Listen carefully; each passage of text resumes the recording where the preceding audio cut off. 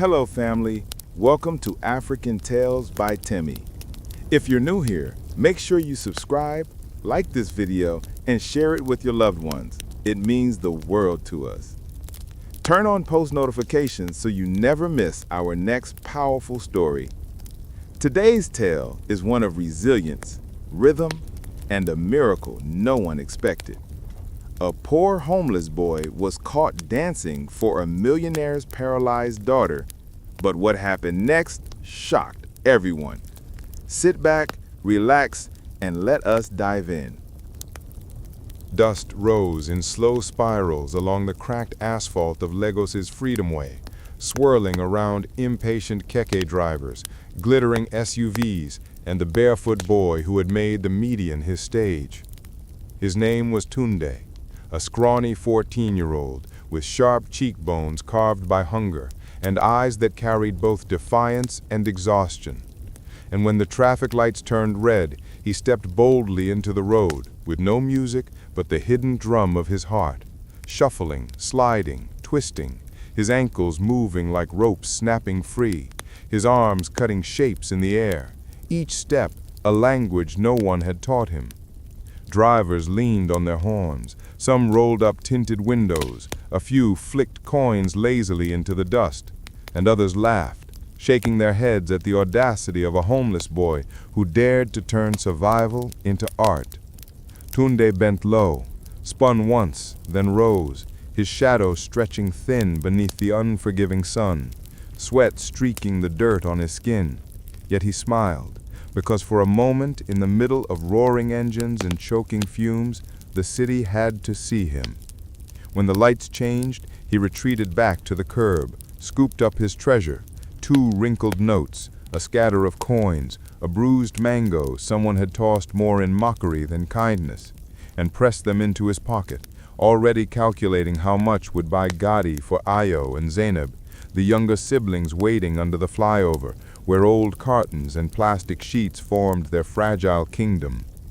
Tunde licked the salt from his upper lip and told himself he was strong, stronger than the laughter, stronger than the hunger, even stronger than the weight of being invisible in a city that only worshipped men in starched agbadas and women stepping out of jeeps with foreign perfume. But still, when he overheard a conversation between a suya seller and a uniformed guard, his body froze mid-step.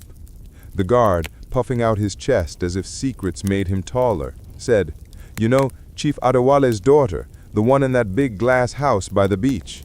Since that accident, she never walk again. Paralyzed, they say. Money can bring all the doctors from abroad, but it cannot buy legs."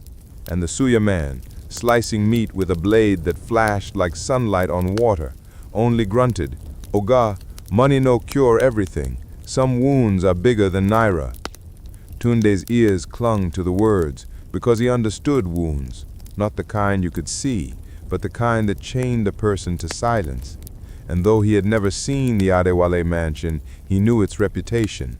Palms bending toward glass towers, guards at the gate, a world where boys like him were chased away before their shadows touched the grass. But still, something inside him stirred, a restless echo of the drum his mother used to tap on her knee before sickness took her away. And he thought of the girl in the glass house, staring at the ocean, unable to move, her world locked behind privilege and paralysis. He thought of how his dancing, clumsy but true, always made Ayo laugh even when their stomachs were empty, and how Zainab clapped her tiny hands in rhythm. And he wondered if maybe, just maybe, movement could unlock something for the girl who had forgotten what movement felt like. The sun slanted low, turning the lagoon silver, and Tunde tucked his coins deeper into his waistband, not caring that the mango juice dripped sticky down his arm. And he started walking, past hawkers balancing trays of groundnuts, past danfos rattling with gospel music, past billboards selling dreams in English and pidgin, each step carrying him away from the noise of his corner, toward Elashe views, where villas gleamed like polished shells. His chest pounded, not from fear, but from the foolish hope that his gift, born in gutters and pavements, could matter to someone locked away in riches. As the Yoruba say, "The river that forgets its source will dry up," he whispered to himself, "and I will not forget mine, even if they spit on me." And with that stubborn promise, he slipped into the shadows of hibiscus hedges, where the billionaire's compound rose like a fortress against the sea, carrying nothing but rhythm in his bones, and a prayer that sometimes even the poorest boy could bring rain into a desert of sorrow. The Adewale mansion loomed like a crown above the Atlantic, its walls a blend of glass and polished stone that reflected the restless waves below. And as dusk painted the sky with strokes of orange and indigo, Tunde crouched beneath the tall hibiscus hedge, his bare feet pressing into damp soil, his heart drumming so loud he feared the guards might hear it. Beyond the hedge stretched a courtyard paved with marble so white it seemed to glow, leading to sliding glass doors that opened onto a room washed in sterile light. And in that room sat Zara Adewale, the billionaire's only daughter, wrapped in a woolen shawl though the evening was warm, her braided hair resting against her shoulders, her body sunken into the cushion of her motorized wheelchair, her gaze fixed on the sea, as if daring it to bring back the legs it had taken from her in that accident so many whispered about. Tunde pressed one palm to the cool glass, ashamed of the smudge his skin left behind. But he couldn't leave, not when the sight of her stirred something fierce inside him. Not pity, never pity, but recognition, the way one caged soul sees another. He stepped onto the flagstones, the surf whispering in his ear, and began to dance, his movements slow and reverent, as though asking permission from the air itself, his feet sliding in patterns that had no name but carried the rhythm of survival, his arms sketching lines of hope into the twilight. And for a long moment it seemed no one noticed, until Zara's eyes shifted, not away from the sea, but down to his moving feet. And then, so small it could have been an accident, her finger twitched. Inside the room, her caretaker, Ifeoma, gasped, clutching the towel she had been folding, her knees trembling as she whispered, "Madam, her hand, it moved." And Dr. Cuckoo, the therapist who had tried everything from shock pads to imported machines, rushed forward with disbelief plain on his face. "Zara, can you do it again?" he begged softly, his hands hovering near hers as though afraid to frighten the miracle away. But Zara's eyes were locked not on him, not even on her mother who had come running at the commotion, but on Tunde outside in the garden, his shoulders rolling gently, his feet brushing the marble with patient rhythm.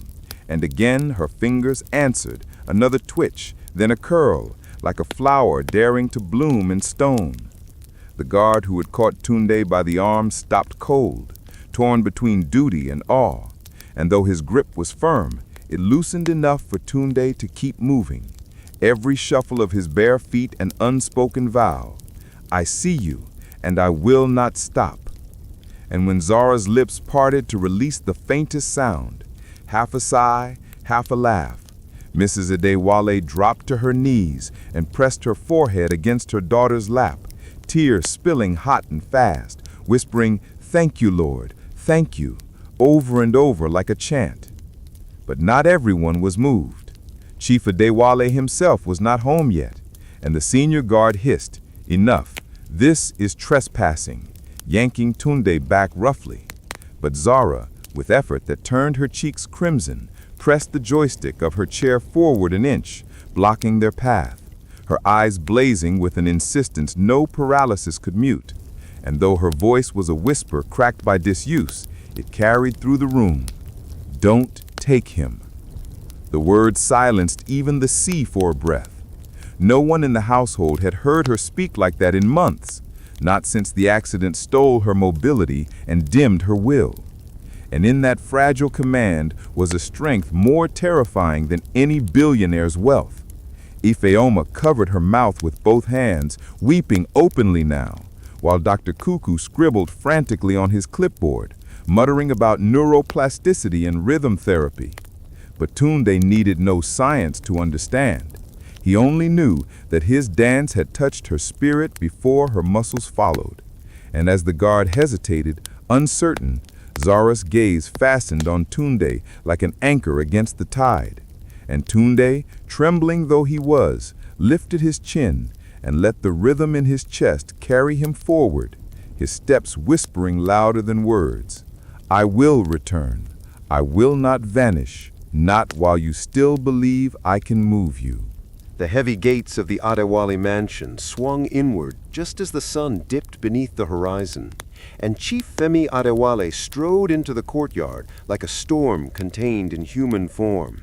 His agbada crisp, his gold wristwatch flashing with every step, his presence commanding silence from servants who moments before had been whispering about the miracle they had witnessed. And when his eyes fell on the barefoot boy standing awkwardly near the hedge, he stopped cold, his jaw tightening until the veins on his neck bulged. "What nonsense is this?" he thundered, his voice bouncing off the glass walls, rattling the guards into action. And at once 2 men moved to drag Tunde forward, gripping his thin arms as if he were a common thief caught stealing scraps. But before they could haul him away, Zara's chair hummed, its small motor pushing her forward into the open space, her face pale with effort, but her eyes fierce. And in that moment, every member of staff froze at the sight of the girl who had not spoken above a whisper in years. "Baba," she said, her voice shaky but clear, carrying through the courtyard like the first cry of a child long thought silent. And Chief staggered slightly, the word cutting through his rage and striking him in the chest harder than any insult could have, for it had been months since his daughter called him that. He tried to compose himself, to cloak the tremor in his throat with authority, and snapped, "Zara, this boy has no place here. He is a trespasser, a distraction. We do not let street children run free in this house." But before he could continue, Dr. Cuckoo stepped forward, glasses slipping down his nose, excitement burning in his voice as he exclaimed, "Chief, forgive me, but you must see what has happened. Your daughter's fingers moved, twice, and her voice, she spoke clearly, all while watching this boy dance. I tell you, something extraordinary has begun." And the air thickened as Chief's eyes darted to his wife, who stood with hands clasped tightly over her mouth, tears streaking her cheeks, nodding furiously as if begging him to understand. Yet pride and fear warred in his chest. Pride whispering that no boy from the street could bring what millions of naira and foreign doctors had failed to deliver, and fear whispering that if it were true, then power no longer belonged to him, but to something he could not control. "Coincidence," he spat, though his voice cracked with doubt, and gestured at the guards to remove Tunde. But then Zara's chair rolled forward another inch, a fragile act of rebellion that froze even the crickets outside, and she locked eyes with her father, her voice breaking but firm as she pleaded, "Let him stay." Chief faltered, the authority in his stride unraveling at the edges as he stared into his daughter's determined gaze. And for the first time in 2 years, he saw not a fragile patient, but a fighter, not a broken child, but a girl who demanded choice. Silence clung to the courtyard like fog, and even the guards hesitated, unsure whether their loyalty to the master outweighed the trembling hope they had seen flicker in the girl's hands. "Why?" Chief demanded, though his voice came out softer, stripped of thunder. And Zara, swallowing back weakness, whispered, "Because when he dances, I move." And the words hung in the air heavier than wealth, heavier than shame, heavier than the ocean pounding against the rocks below. Chief looked at the boy again, thin, dusty, eyes unflinching despite the bruises forming where the guards held him. And in that boy he saw something he had long forgotten, the stubborn refusal of the poor to be erased, the same fire that had burned in his own eyes when he built his empire from the clay of Ibadan streets. And though it wounded his pride, it also pierced his armor. So finally, after a silence that stretched like eternity, he growled, "Fine, 1 hour tomorrow, under supervision, but if this interferes with her therapy, it ends." and with a sharp flick of his hand, the guards released Tunde, who stumbled but did not bow, only straightened his back and nodded once, his eyes meeting Zara's as if to promise her silently that he would return. The audience exhaled, servants whispering prayers under their breath, Mrs. Adewale sobbing quietly into her shawl, and Chief turning away quickly so no one could see the doubt clouding his face. But Zara leaned back in her chair, exhaustion heavy on her limbs, and allowed herself the faintest smile, because in her father's reluctant concession she had found her first victory, and in the stubborn courage of a homeless boy she had found her first taste of freedom. The following morning broke with a sky the color of fresh palm wine, soft and pale, and Tunde rose from the cardboard mat beneath the bridge where Ayo and Zainab still slept curled against each other, the weight of the previous night heavy on his shoulders, but not enough to crush the fire in his chest, for he had been summoned not by coins or pity, but by possibility. And so he washed his face in a rusted basin filled with rainwater, pulled on his mended shirt whose seams were crooked but proud, and walked barefoot toward the mansion that shimmered like a mirage above the sea. The guards at the gate eyed him with suspicion, one muttering, "Street boy," under his breath. But orders had been given, so after a tense pause they waved him through, and Tunde entered the courtyard, where marble tiles reflected the rising sun. Inside, the therapy room buzzed with quiet preparation. Dr. Kuku adjusting electrodes, Ifeoma laying out clean towels, Mrs. Adewale whispering prayers under her breath. And in the center of it all sat Zara, upright in her chair, her braids freshly tied, her face a mask of calm, though her fingers trembled with anticipation. When Tunde stepped in, dirt still clinging stubbornly to his feet, all eyes turned to him. And for a heartbeat he faltered, aware of how small he looked against polished glass and stainless machines. But then Zara's gaze found his, steady, unflinching, and in that gaze was permission.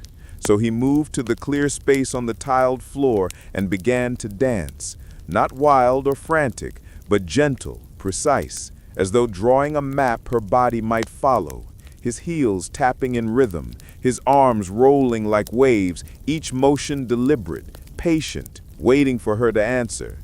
The room held its breath, the only sound the hum of the machines and the soft shuffle of his feet, until suddenly Zara's right hand twitched again, this time with more strength, her fingers opening wider before curling back. And Ifeoma gasped so loudly she clapped her hand over her mouth, while Dr. Kuku leaned forward, eyes wide, scribbling notes, muttering, "It's rhythm, it's recognition, it's memory waking up." And still Tunde danced, adding a soft hum that rose from deep in his chest, a melody wordless yet familiar, the kind of tune children sing when rocking younger siblings to sleep. Mrs. Adewale froze, her face draining of color as she whispered, "That song, where did you learn that?" And Tunde, still moving, still carrying the rhythm, replied softly, "From the soup line at St. Bridget's. A woman used to sing it on rainy nights when the queue was long. She said sweet things keep a child's heart from rusting." And tears spilled freely down Mrs. Adewale's cheeks, for she knew that voice, knew that lullaby. It had belonged to her late sister-in-law, Zara's mother, Adeeze, who had volunteered in secret long before wealth walled them in. And now the song returned through a boy who had nothing but rhythm to offer. Zara's chest heaved, her jaw tightened, and slowly, painfully, her left foot flexed, lifting off the footrest a single trembling inch, and the room erupted in cries of astonishment, Ifeoma falling to her knees, Dr. Kuku clapping his hands like a man possessed, Mrs. Adewale sobbing openly, while Tunde only moved faster, not with vanity, but with urgency, guiding him with each shuffle, each sway, until her knee bent ever so slightly, a motion so small yet so monumental that the machines beat in sudden excitement. "Again," Dr. Cuckoo urged. "Again, Zara. Follow him. Follow the rhythm." And she tried, sweat dotting her forehead, her lips parting in a low groan, but she did it. She moved again, stronger, clearer, a body waking from stone. And Tunde, though his lungs burned, though his legs ached from hunger, only danced harder, because for the first time in his life, he wasn't just surviving, he was healing. And as the sunlight spilled across the polished floor, it was no longer a therapy room, but a temple where movement was prayer, and the poorest boy in Lagos had become its high priest. By the third day, the story had already begun to slip beyond the polished walls of the Adewale mansion, carried on the restless wings of rumor that flew faster than birds across Lagos, whispered in dunfos, muttered at pepper soup joints, typed in hushed excitement across WhatsApp groups. And by the time a junior staff leaked a shaky clip of Zara's fingers twitching as Tunde danced, the internet erupted. Some cried miracle, others dismissed it as a cheap stunt, but all eyes turned toward the boy who had once been invisible on the streets. Yet while the world buzzed, a different storm gathered at the Adewale compound. For Chief Femi, though shaken by his daughter's progress, found his pride bristling like thorns, uneasy at the thought that the salvation of his only child had come not from foreign doctors or costly machines, but from the barefoot son of nobody. And so he summoned his advisors, his PR handlers, his lawyers, gathering them in the oak-paneled study that smelled of imported cigars and old ambition, where a woman with a clipped accent said briskly, "Sir, we control this narrative. We brand it as your philanthropic initiative. Frame the boy as a project, not a person, and the public will eat from your hand." And another man slid forward glossy contracts promising hush money and new clothes for Tunde, while a third suggested quietly, "Or we can remove him entirely, sir, discreetly, before this grows teeth." Chief rubbed his temples, his pride and his fear circling each other like rival bulls, but before he could decide, reality barged in wearing dust and despair, because that same evening bulldozers rolled into Ilaje, the shanty town beneath the bridge where Tunde, Ayo, and Zainab slept, engines growling like beasts as men in helmets barked orders and swung iron rods, smashing plywood walls, tossing belongings into piles that burned with acrid smoke. The children ran, coughing, dragging their few possessions, while neighbors screamed at the company logos on the bulldozers, logos that read Adewale Urban Renewal, a cruel irony Tunde could not ignore. And when he returned to the mansion later that night, eyes burning from smoke, shirt torn at the sleeve, he did not bow or hesitate, but stormed into the therapy room where Zara waited, and instead of the gentle flowing steps of before, he danced sharp and violent, stomping his heels so hard the tiles shook, slicing the air with his arms, his body a storm made flesh. And everyone froze as they watched his fury translate into rhythm. Zara gasped, her whole body straining to follow, her fingers curling into fists, her feet jerking harder than ever before, tears spilling down her cheeks. And when finally he stopped, chest heaving, he turned to Chief Femi, who had entered halfway through, his face carved from stone, and spat the words with a courage that burned hotter than hunger.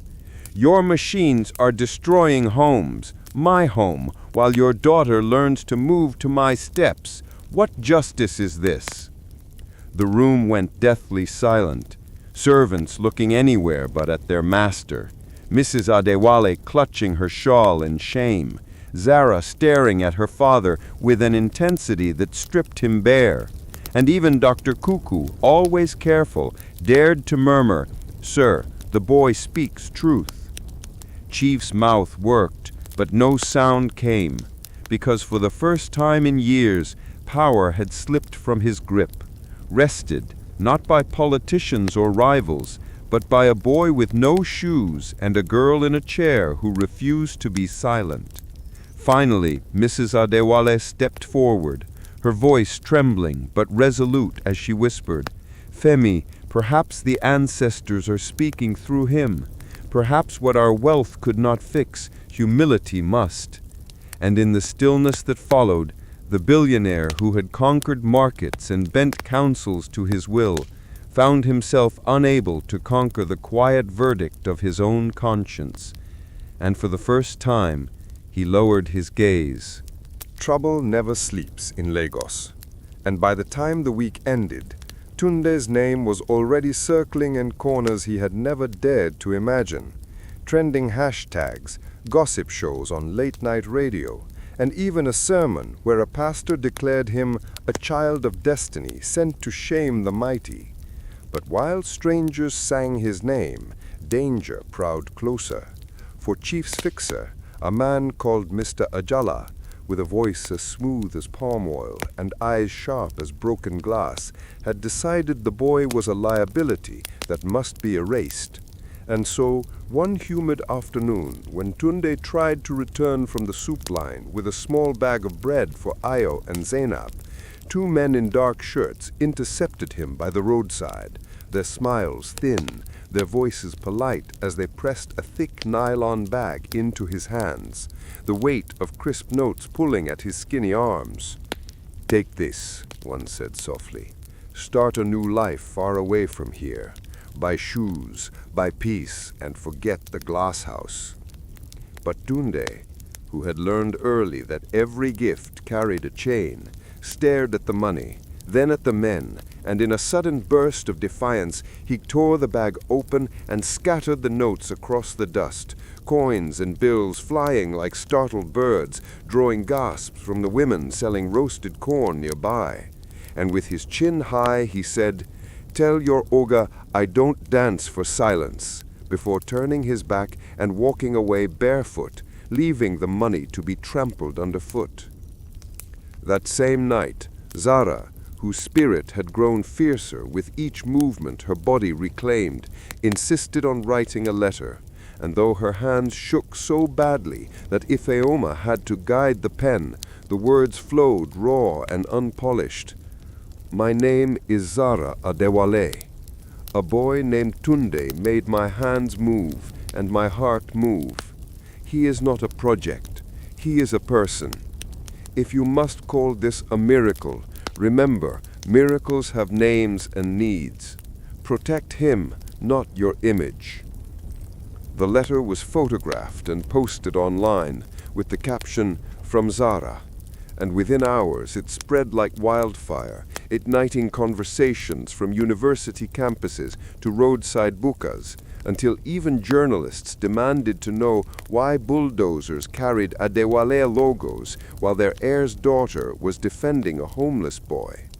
The pressure cracked walls inside the mansion, Chief Femi pacing like a lion in his study, his phone vibrating with calls from investors, allies, and enemies, each one asking the same question: control the story or lose control of everything. But for the first time in years, he found himself unable to bark a command that silenced truth, because the truth was sitting in his daughter's eyes, reflected in the boy's stubborn defiance. The next morning, when Tunde returned to dance, the therapy room had changed, no longer tense with suspicion, but alive with something new, hope mixed with rebellion. Dr. Kuku attaching sensors with trembling hands, Ifeoma whispering prayers under her breath, and Zara rolling her chair forward with determination. And when Tunde began, not with a wild rhythm, but with a simple heel-to-toe sway, Zara's legs responded more boldly than ever before, her knees bending, her ankles flexing, her arms twitching to life like branches caught by the wind. And when she managed to lift both hands from the armrest and hold them mid-air for 3 full seconds, Ifeoma sobbed so loudly she had to leave the room. Chief stood in the corner, silent, his pride bleeding, his conscience stirring. And when Tunde stopped, sweat shining on his brow, he turned not to Zara, but to Chief, his voice steady, though his chest shook with exhaustion. Homes are gone because of your company. People sleep in the rain. My family sleeps in the rain. If your daughter can move again, then you must move too. The words struck like stones wrapped in cloth, heavy but undeniable. And though the fixer later stormed into Chief's office with threats of collapse and scandal, Chief raised a hand and said, "Enough. We do not bury the truth in my house." And with that, something shifted, not just in the billionaire, but in the empire he thought he commanded. Because from that moment forward, it was no longer his wealth alone that defined him, but how he answered the courage of a boy who refused to vanish. The day of reckoning came beneath the high glass dome of St. Christopher's Hospital atrium, where sunbeams spilled like golden rivers across white floors, and the air smelled faintly of antiseptic and fear. And it was here that Dr. Cuckoo, trembling with equal parts terror and excitement, had arranged for Zara's therapy to be observed by a wider circle, insisting to Chief that the girl needed space, witnesses, and faith beyond the walls of her father's pride. So on that Saturday morning, nurses wheeled patients close. Children from Ilaje crowded the balcony railings with wide eyes, and journalists lingered discreetly at the back, cameras hidden beneath coats, but lenses ready. While in the center of it all stood Tunde, barefoot as always, his patched shirt clinging to his ribs, his eyes calm yet burning. And beside him, Zara rolled forward, her kente blanket draped over her lap, her face pale but resolute, her fingers twitching faintly as if eager for the call of rhythm. Babarili, an old drummer whose hands were gnarled like baobab roots, sat with his talking drum slung beneath his arm, and when the crowd fell into a hush, he struck the first beat, a heartbeat echoing through the atrium, and Tunde answered with movement, not flashy or desperate, but slow, deliberate, a heel-toe step that tapped time into the tiles, his arms rolling gently as though painting invisible proverbs in the air. And Zara's eyes locked on his feet, her breath short but determined, her body straining against invisible chains. The monitors beside her flickered with sudden activity, Dr. Cuckoo's voice breaking as he shouted encouragement, "Yes, Zara, yes, follow him!" And with the smallest groan of effort, her right knee bent, her foot sliding forward a few inches, and the crowd gasped collectively, the sound rising like a tide. But Tunde did not stop. He lifted his arms, humming the lullaby that Adewale once sang, and in that melody something ancient stirred, pulling Zara further. Her left foot trembling, her body swaying as Ithioma cried out, "She is moving!" And then, as Babarili shifted to a faster roll, she gripped the parallel bars beside her chair and, with tears streaming down her face, pulled herself upward, her legs trembling violently but holding. And for the first time in 2 years, she stood, wobbly and fragile yet upright, the atrium erupting into cheers, applause thundering off the walls, people weeping openly. Even the journalists lowering their cameras for a moment out of reverence.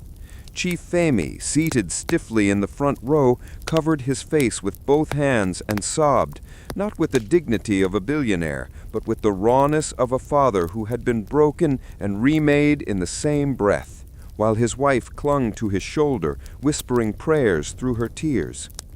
Zara, shaking yet radiant, looked not at her parents, not at the cameras, but straight at Tunde, whispering one word through her tears, "Again." And though exhaustion weighed heavy on his limbs, Tunde obeyed, stepping once more, guiding her through the fragile miracle of motion until she took 3 shaky steps forward, the atrium exploding again into wild disbelief. When, at last, she collapsed back into her chair, sweat streaming down her brow, the applause refused to die, and Tunde, overwhelmed, fell to his knees on the tiles, laughter and tears fighting in his chest, while Babarili's drum beat on like thunder made gentle, declaring to all who heard that sometimes the poorest boy can carry the richest gift, and sometimes miracles arrive barefoot. 3 months later, the sun rose over Lagos with a gentleness rare for the city, painting the sky in pale strokes of peach and gold. And in a quiet neighborhood once scarred by bulldozers, a new building stood. Not a mansion of glass or a tower of pride, but a modest center with wide open doors and walls painted with bright murals of dancers and drummers. Its sign reading in bold letters, the Adaeze Movement and Music Clinic, a name chosen by Zara herself to honor the mother whose lullaby had found its way back through a barefoot boy. And on its opening day, the courtyard overflowed with people. Families from Ilaje clutching keys to the new homes Chief Femi had funded in remorse.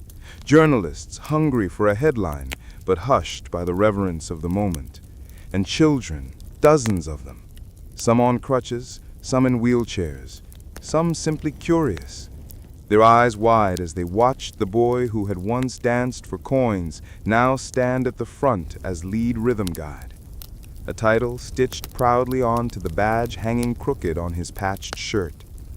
Tunde's siblings, Ayo and Zainab, ran circles around the chairs, their laughter ringing brighter than any speech, while Zara, supported by braces but radiant in a patterned dress, walked slowly across the courtyard to thunderous applause, each step an act of defiance against despair.